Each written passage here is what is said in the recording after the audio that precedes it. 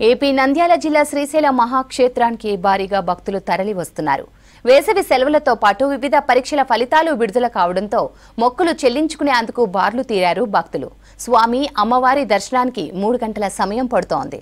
భక్తుల రాకకు అనుగుణంగా స్వామివారికి స్పర్శ దర్శన టికెట్లు ఏర్పాటు చేశారు ఆలయ అధికారులు. విడతల వారీగా ఆర్జిత సేవలు, సామూహిక అభిషేకాలు నిర్వహిస్తున్నారు. రేపటి నుంచి సోమవారం వరకు స్వామివారి గర్భాలయ సామూహిక అభిషేకాలు నిలుపుదల చేశారు. 2 విడతలుగా స్వామివారి స్పర్శ దర్శనం కల్పించనున్నారు.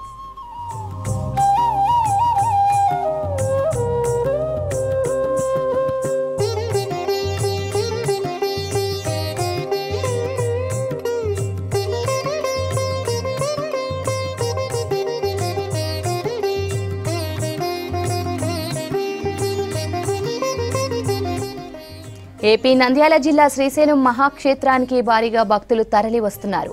వేసవి సెలవులతో పాటు వివిధ పరీక్షల ఫలితాలు విడుదల కావడంతో మొక్కులు చెల్లించుకునేందుకు బారులు తీరారు భక్తులు. స్వామి అమ్మవారి దర్శనానికి 3 గంటల సమయం పడుతోంది. భక్తుల రాకకు అనుగుణంగా స్వామివారికి స్పర్శ దర్శన టికెట్లు ఏర్పాటు చేశారు ఆలయ అధికారులు. విడతల వారీగా ఆర్జిత సేవలు, సామూహిక అభిషేకాలు నిర్వహిస్తున్నారు.